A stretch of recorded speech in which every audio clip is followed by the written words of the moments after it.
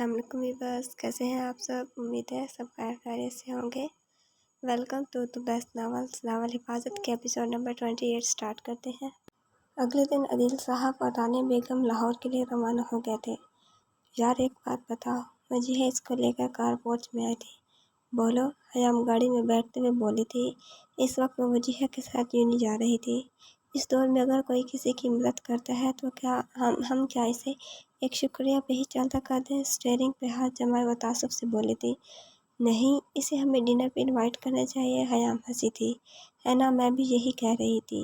وجیہہ گاڑی سٹارٹ کرتی ذرا مطمئن سی ہو گئی تھی۔ ارے مذاق کر رہی ہوں میں، شکریہ کے علاوہ کیا آپ اسے گھر لے آئے؟ اب مدد کی ہے تو ٹھیک ہے، ہم نے تھوڑی کہا تھا کہ مدد کرو، وہ کافی ہلکے انداز میں بولی تھی، جبکہ وجیہہ کے ہاتھ اسٹیئرنگ پہ سے ہٹے تھے اور اب اسے دیکھنے لگی تھی۔ مجھے پہلی دفعہ لگا کہ تم کتنے روڈ ہو۔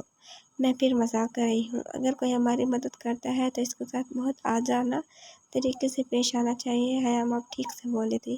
وجیہہ اسے اس طرح دیکھ رہی تھی کہ وہ نہ چاہتے ہوئے بھی ہنسی تھی۔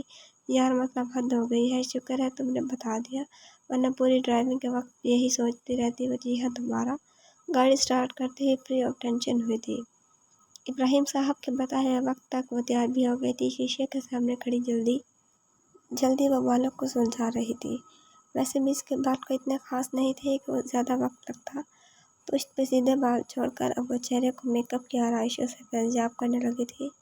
بلو چھوٹی سی کرتی میں سفید جینس پہنے وہ بلیک دوپٹہ گلے میں ڈالے تیار کھڑی تھی۔ خود کو ایک نظر شیشے میں دیکھے وہ مطمئن ہوئی تھی۔ اس کی بڑی بڑی آنکھیں مسکرائی تھی۔ موبائل اٹھا کر وہ کچن کی طرف گئی تھی جہاں ابراہیم صاحب چیزیں مینیج کر رہے تھے۔ میں کر لوں گی جی بابا، وہ ان سے ٹرے لیتی چھینتے ہوئے انداز میں بولی تھی۔ تمہاری تیاری برباد ہوگی۔ پھر وہ اس کو دیکھ کے مسکراتے ہوئے بولے تھے، کیا لڑکا بھی آئے گا بابا؟ وہ شرماتے ہوئے مذاق بھرے لہجے میں گوئے ہوئی تھی۔ نہیں، وہ مجھ سے مل چکا ہے پہلے ہی۔ ویسے ایک بات بتاؤ، کل تک تو کافی ڈپریس تھی، اب لڑکے کا پوچھ رہی ہو؟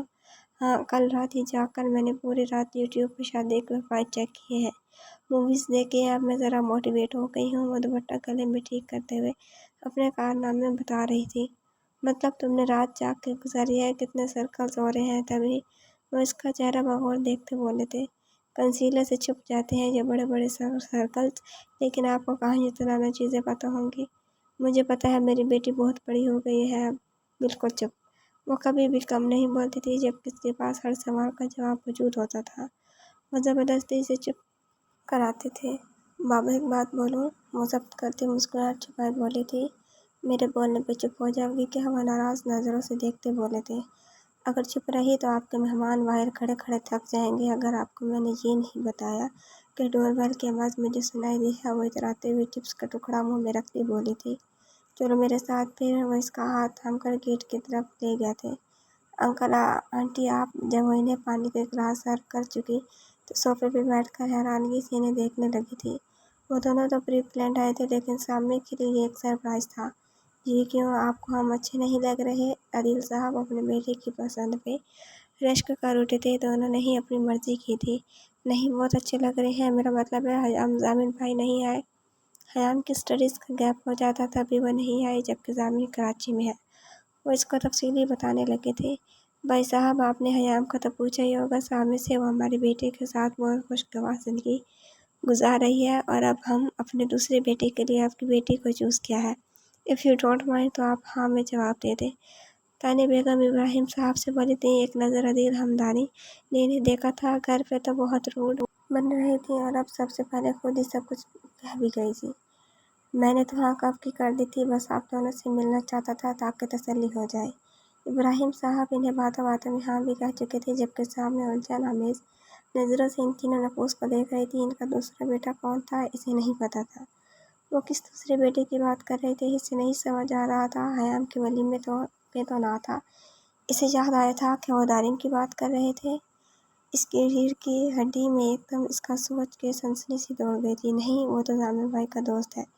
وہ کہاں ان کا بھائی ہے؟ ایک دم اس نے خود کو بھی تسلی دی تھی۔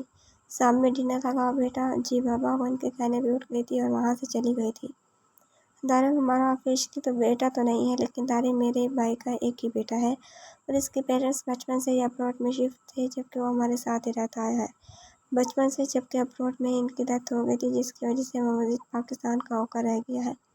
ورنہ وہ بھی یورپ میں ہوتا۔ ضامن اور اس کی پرورش ہم نے ساتھ اور بالکل ایک جیسی کی ہے۔ پلس پوائنٹ یہ کہ وہ اور ضامن گہرے اور بہترین دوست ہیں۔ باقی تو دارم نے سب بتا ہی دیا ہوگا کیونکہ وہ کافی ایکٹیو ہے، رسپانسبل۔ عادل صاحب انہیں تفصیلی بتا رہے تھے۔ جی میں اس سے مل چکا ہوں لیکن آپ اسے ساتھ نہیں لائے۔ وہ موسٹلی کراچی میں ہوتا ہے چونکہ ان کی ڈیوٹی ہی وہاں ہے ابھی بھی کہ وہ کراچی میں ہی ہے۔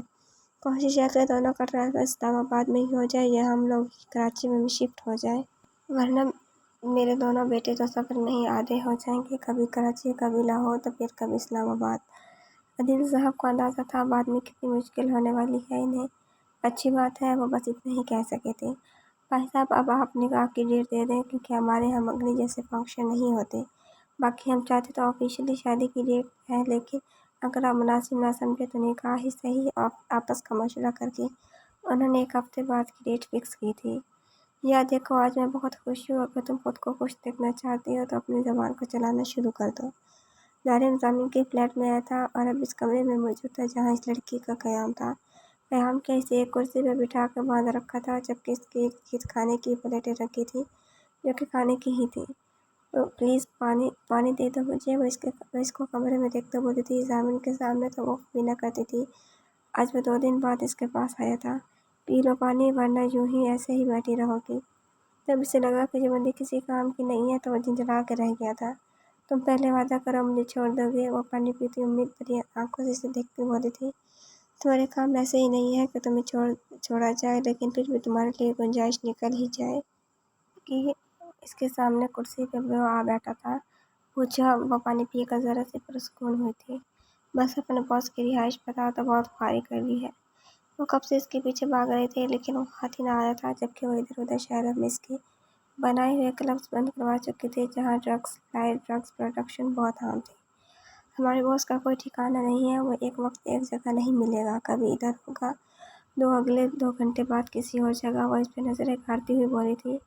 کچھ اور دارم نہ جانے کیوں اس پہ یقین نہیں کرنا چاہ رہا تھا لیکن اس کی مایوس شکل دیکھ کے وہ سر اس بات میں ہلا گیا تھا۔ وہ لاہور میں ہی رہنے لگا تھا۔ پہلے تو وہ لڑکیوں سے سیٹنگ کر کے انہیں اپنے جال میں پھنسا کے دوسرے ملکوں میں ٹرانسفر کر دیتا تھا لیکن اب لاہور میں ایک لڑکی کے پیچھے ویسے پڑا تو پیچھے نہیں ہٹا۔ پہلے تو ہم سمجھے تھے کہ اس لڑکے کو بھی وہ کسی ملک میں بیچنا چاہتا ہے لیکن شاید اسے پسند آ گئی تھی تب ہی وہ لاہور میں تھا۔ اب ہمیں نہیں پتہ ہے کہاں ہے، جبکہ 2 ہفتوں سے وہ کلب بھی نہ آیا تھا ورنہ ہر تیسرے چوتھے دن وہ چکر ضرور لگاتا تھا۔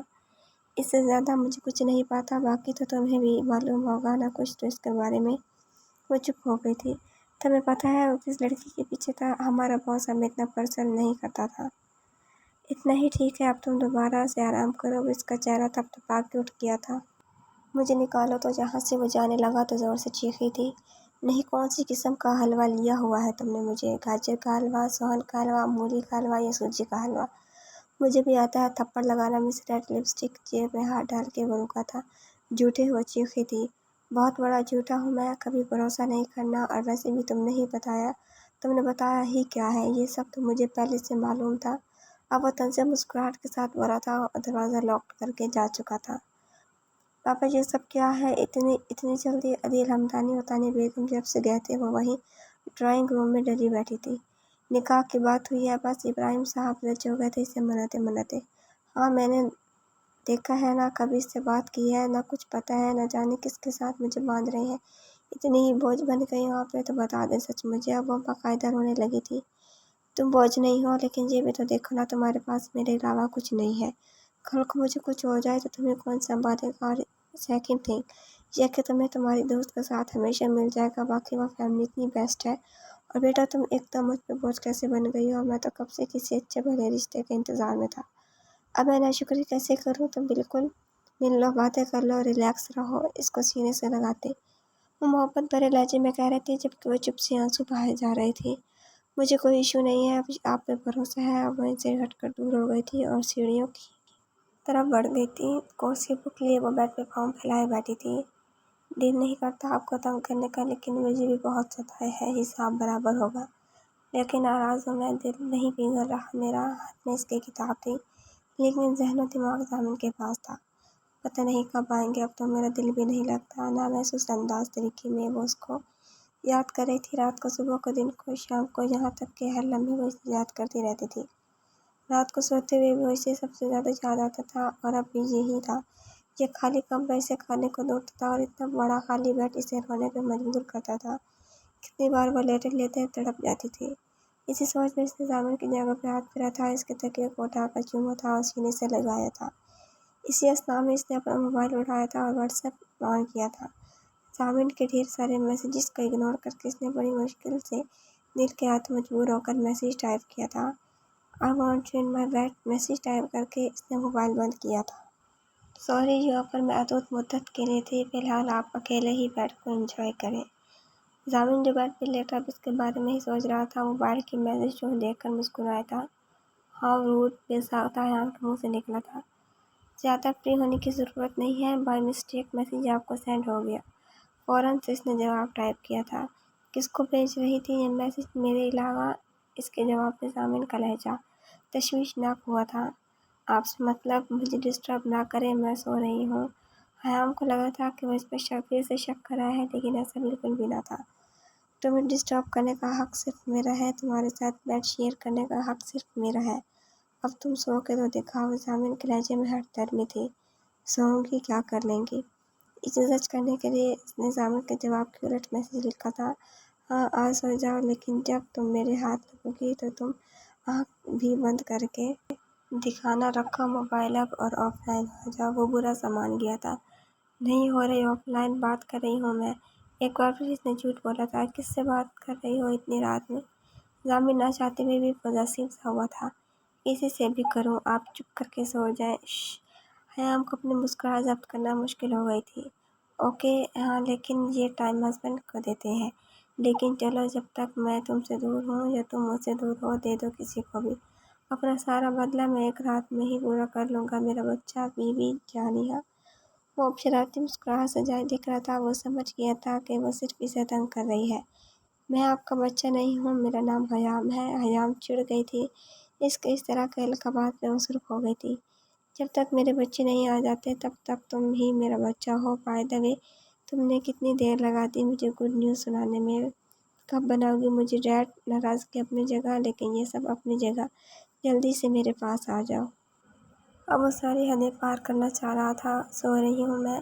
वैसे भी मैं नाराज़ हूँ आपसे, इससे ज़्यादा फ्री नहीं हुए। हयाम इसके बेशर्मी वाले टेक्स्ट पढ़ के हकीकतन बदमज़ा हुई थी। फ़ोन बंद करके इसने तकिए के नीचे रखा था। कितना बेशरम आदमी है, तौबा। वो अपने दहकते गुलाबी लबों पे हाथ रखती हैरत से सोचने लगी थी। मामा, ये मैं कैसे पहनूंगी? मुझे तो इसे बांधना तक नहीं आती है। ये कितना लंबा थान है। उफ। तानिया बेगम ने इसे अपने बेडरूम में बुलाया था। यूनिस से आकर वो इनके रूम में ही बैठी थी। जब तानिया बेगम ने इसके सामने साड़ी रखी थी और वह साड़ी को देखकर बदल गई थी। तुम ये ही पहनेगी और ये मेरा हुक्म है। सुर्ख रंग की साड़ी इसके सामने फैलाते हुए वो थकमाना अंदाज में बोली थी। आप भी ज़बरदस्ती करती हैं, और आपका बेटा भी। वो बाकायदा मुंह बनाकर बोली थी। इसके गुलाबी होंठ सिकुड़ गए थे, जबकि चेहरे पे उतार चढ़ाव आ गए थे। तानिया बेगम ने एक नज़र अब इस पे डाली थी, और तो वो मुस्कुराहट जब्त करके इसकी बिना समाजन सुनने लगी थी। मेरा बेटा कभी ज़बरदस्ती कर ही नहीं सकता। क्या पता बीवी के मामले में पॉजेसिव हो।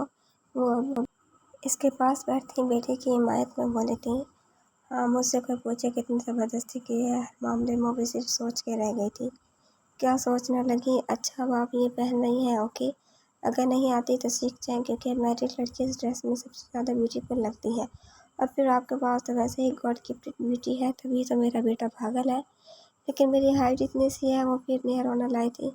हील्स किस लिए बनी है? इनके पास हर सवाल का जवाब था। मतलब मुझे ये लाजमन पहननी है। वो रूहान सी हुई थी। हाँ बिल्कुल, क्योंकि ये मेरे बेटे की पसंद है। बिलाखिर वो असली बात मुँह पे ही ले आई थी। ऐसी ही हयामी ने देखती रह गई थी। अच्छा है, बहुत अच्छा है।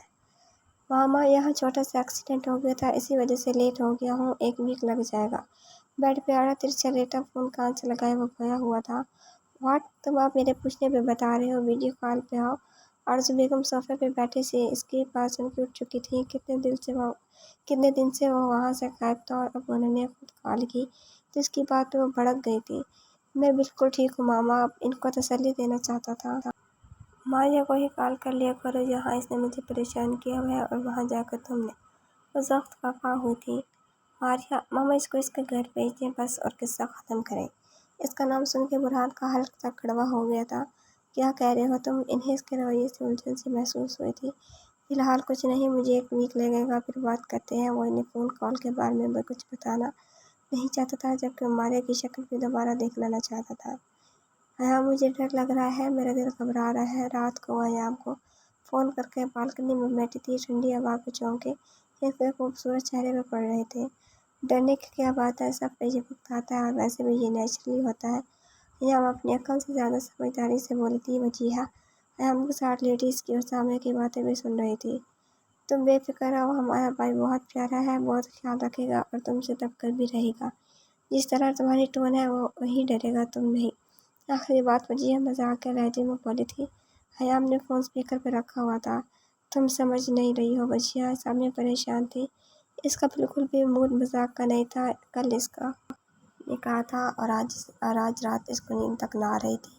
دیکھو سامیہ، تم آرام کرو، پھر کل رات تمہیں سونے کو ملے نہ ملے، اور ملک لے کر سوچو، جتنا سوچو گی اتنے ہی چہرے پہ کشش نہیں آئے گی۔ کل کے دن ایام بات کو سنبھالتے ہوئے بولی تھی۔ ان لوگوں کی بھی صبح فلائی تھی، وہ بھی آرام کرنا چاہتی تھی۔ کیا مطلب؟ کل تو وہ آرام سے سوئے گی، سامیہ کی رخصتی تھوڑی ہے ہو رہی ہے، صرف نکاح ہو رہا ہے۔ وجیہہ اب بھی شرارت بھرے انداز میں بولی تھی۔ تم تو چپ رہا کرو بے شرم۔ اب سامیہ اچھی خاصی تپ گئی تھی۔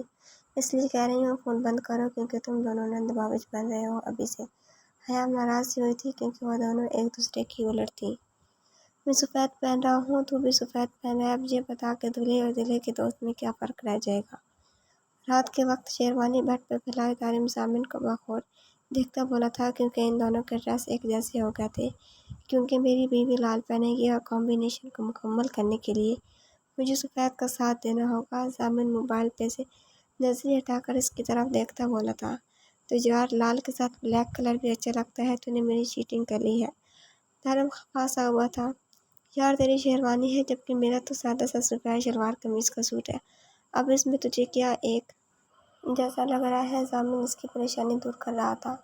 کلر تو ایک جیسا ہو گیا نا؟ دارم اب بھی اسی بات پہ بحث کر رہا تھا۔ تو کیا چاہ رہا ہے کہ میں تیرے نکاح میں شرکت نہ کروں؟ سامن موبائل بیڈ پہ پھینکتا اب بھڑکا تھا۔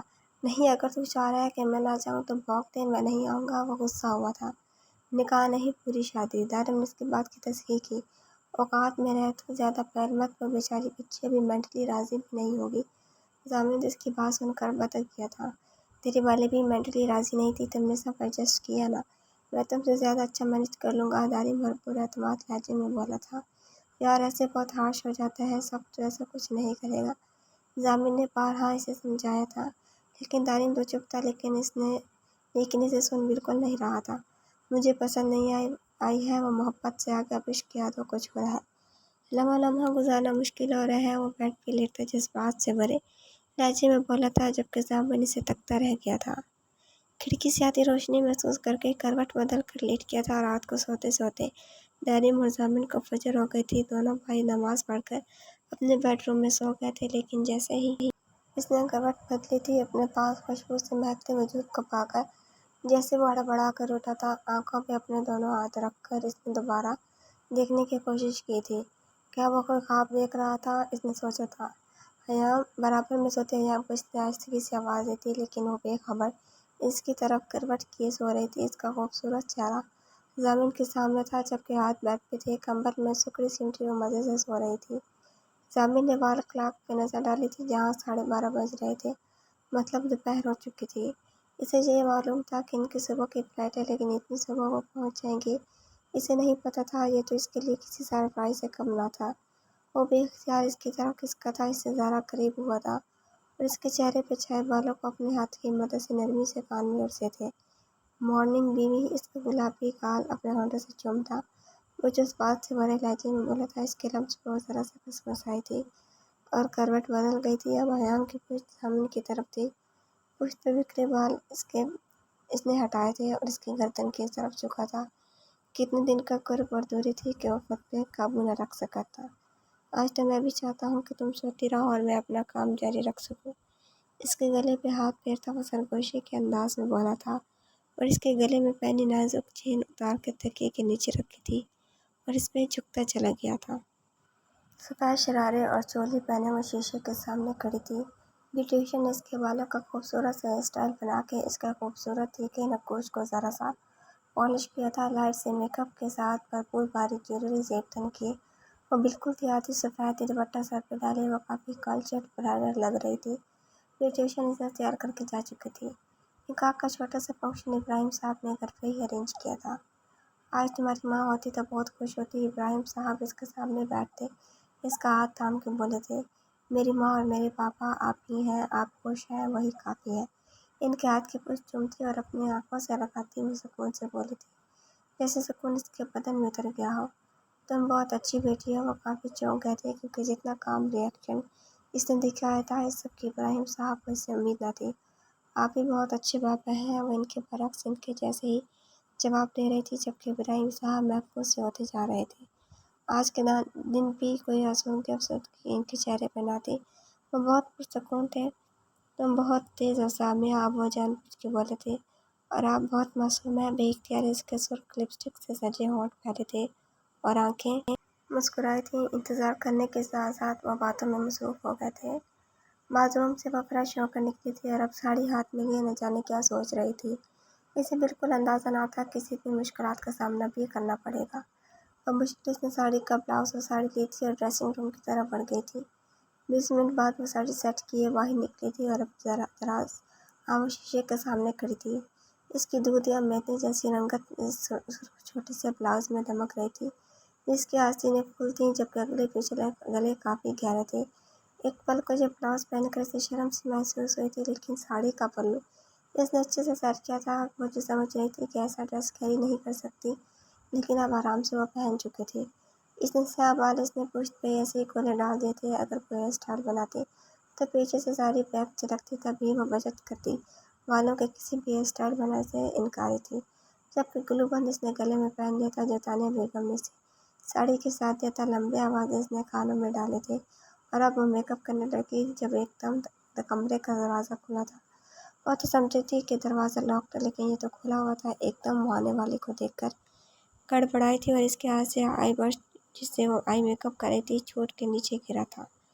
ضامن دھیرے دھیرے قدم اٹھاتا اس کے قریب آتا جا رہا تھا۔ جیسے جیسے وہ قریب بڑھ رہا تھا حیام کی ہتھیلیوں میں پسینہ آتا جا رہا تھا جبکہ چہرے کے رنگ جا رہے تھے۔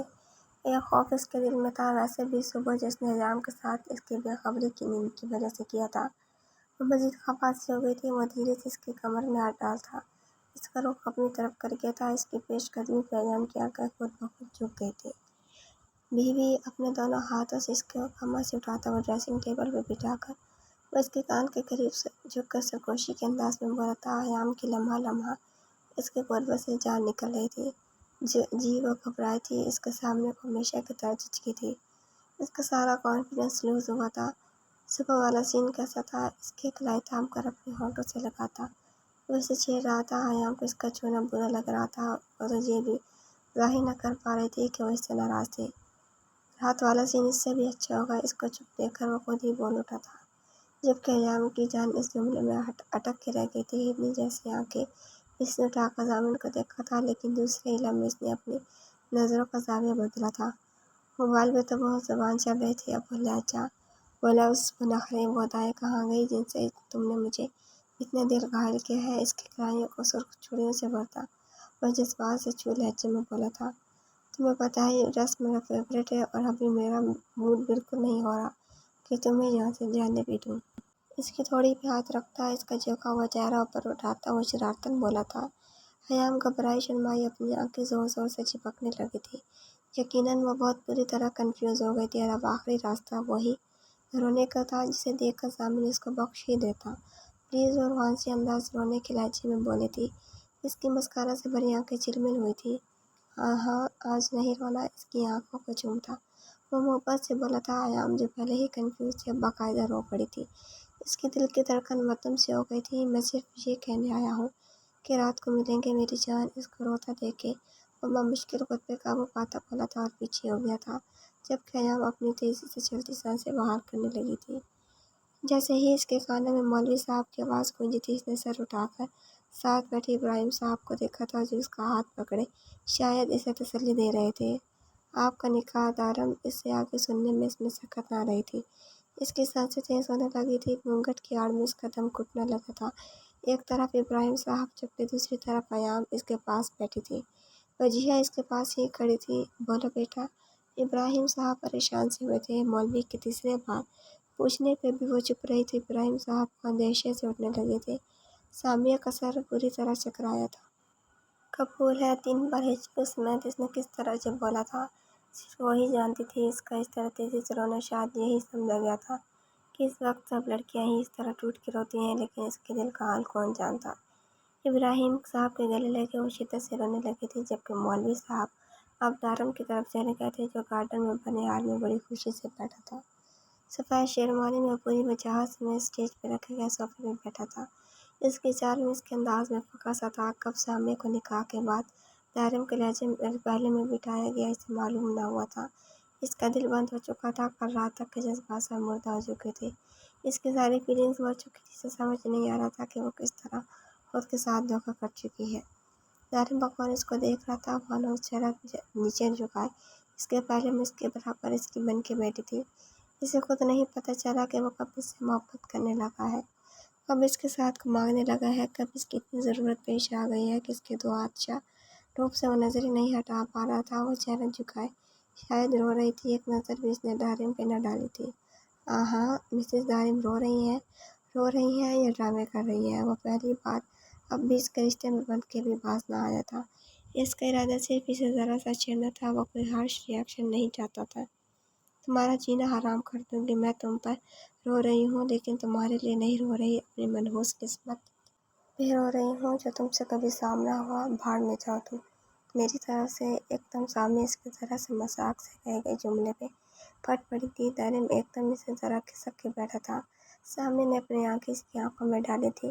شکر تو یہ تھا کہ نکاح میں کوئی اتنے مہمان نہ تھے، بلکہ جو بھی فیملی تھی وہ بھی اپنے باتوں میں لگی تھی، ورنہ اس طرح انہیں دیکھ کے ضرور چونکتی۔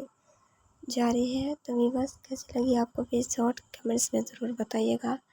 اگر آپ نے ابھی تک چینل سبسکرائب نہیں کیا تو جلدی سے سبسکرائب کر کے بیل آئیکن کے بٹن کو دبا دیں تاکہ نئے آنے والے ناولز کی اپڈیٹ آپ کو ملتی رہے، اور لائک، کمنٹ، شیئر کرنا نہ بھولیں۔ انشاءاللہ جلدی ملاقات ہوگی نیکسٹ ایپیسوڈ کے ساتھ۔ اپنا خیال رکھیے گا۔ اللہ حافظ۔